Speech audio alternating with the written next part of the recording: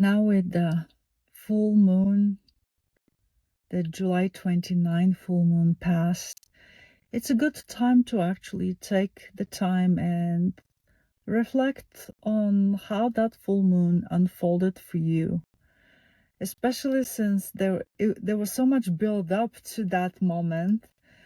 And at least I like to do that for myself, to look back at those big events that I saw in the chart and I thought, wow, something might be going on at that time.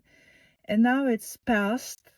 If a lot of times the events continue to affect us, but there's a culmination or shift in or something that stands out if that event truly connected with some of the planetary conditions.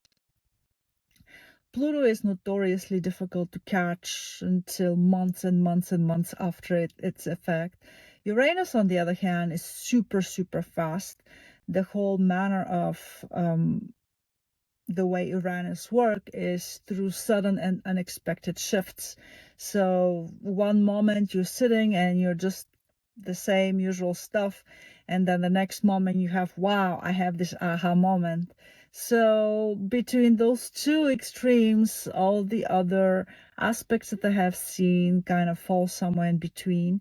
And because we had that full moon in Aquarius that makes the sun early in Leo, it is good to take the time and just think about it. How did it unfold for you? For me, it was actually wonderful. I kind of anticipated it, and I created already another video, 2 days, a day before that full moon. I already shared how I planned to have an outreach event at the college I work, that I had worked on this, starting from envisioning it, having the idea, to finding a source and working out logistics and setting up all those little details to eventually culminate in that point, in that event. And I did consciously choose it to be at the time when the moon is in Aquarius. I forgot about the full moon. I chose it because Aquarius is the energy of tinkering, of innovation, of science, of being willing to go and try new things. And so the reason I chose it is because I really wanted more people to attend. And it aligned with Uranian themes because, well, I'm a physicist and I'm a physics educator. And so I had actually found ways to purchase this little toy drones. And I wanted to share, to invite the general public to come and play with the drones and see how it is to actually fly a drone. And so you can see how it actually aligns with Uranus. And that's why I chose that day, to in the hope that people will feel that tone. They'll be more open to experimentation and trying new things. And so I chose it. I forgot about the full moon, but now it did happen actually on the full moon. So looking back, it's doubly more pertinent because, yes, we had actually tremendous attendance, way more than I expected. And so, yes, that was the moon in Aquarius day. But for me personally, also, there was another aspect. It was the culmination of an effort that I actually started more than 2 years ago. And I literally hatched it out of thin air. And it took that many years with one of my colleagues to actually go through the steps and figure out everything to make it happen yesterday. And it was not meant to be one event. I enjoyed it, so I probably will continue doing it maybe once a year or twice a year, but that's neither here nor there. The important thing is now it's kind of finally coming to full fruition and it's visible. It was kind of fully manifested and you can see what it is. So I kind of liked the full moon. There was the full moon not only connected with the Pluto, Uranus, Neptune in the sky, but actually connected with some sensitive spots for me in my own chart. So that kind of made it personal, and I was able to fully utilize those energies. How did it go for you? I mean, I don't know. Obviously, this is an invitation for you to figure out how it went.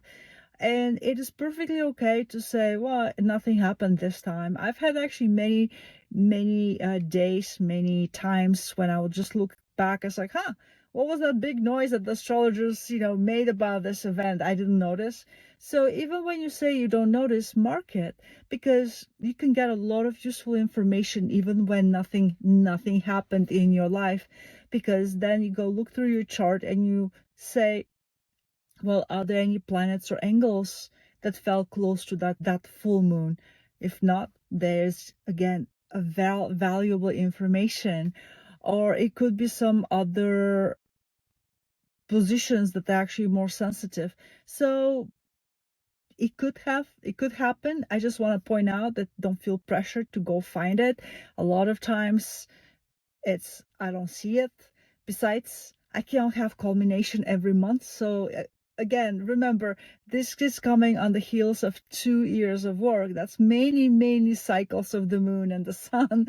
And I wouldn't call any of those previous full moons a culmination, but I just find it amazing that the culmination happened exactly on the day of full moon, when we just bring a project into completion.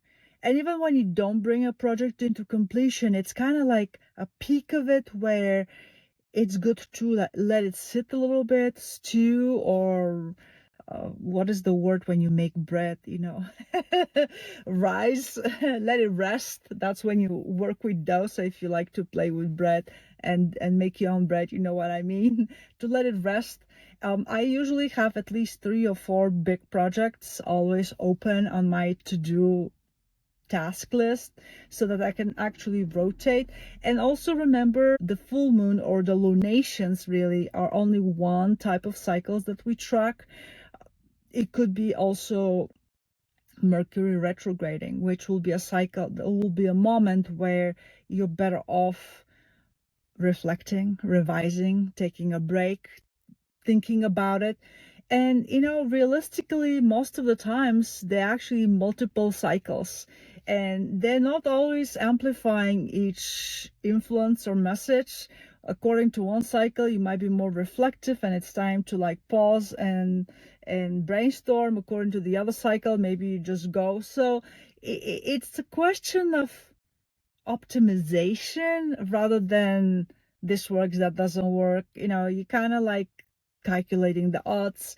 There's a huge element of intuition also, but I don't like to bring it in, because there were times when I didn't even think I had intuition, so I never appreciated someone saying intuition. It's like, well, what do I do? I have met a lot of people who are very comfortable and in touch with their intuition. So if you're one of those, for you, that will work. But if you're like me, you would not appreciate that. You can go by intuition. So usually just by trial and error. That's the Aquarian way: tinkering, experimenting, tracking. It is more about trying to kind of find your way through those cycles and find your own personal way, how to navigate those cycles. When is the best time for you to be active? When is the best time for you to sit back and relax? And really, you are the person who is in position to know the best.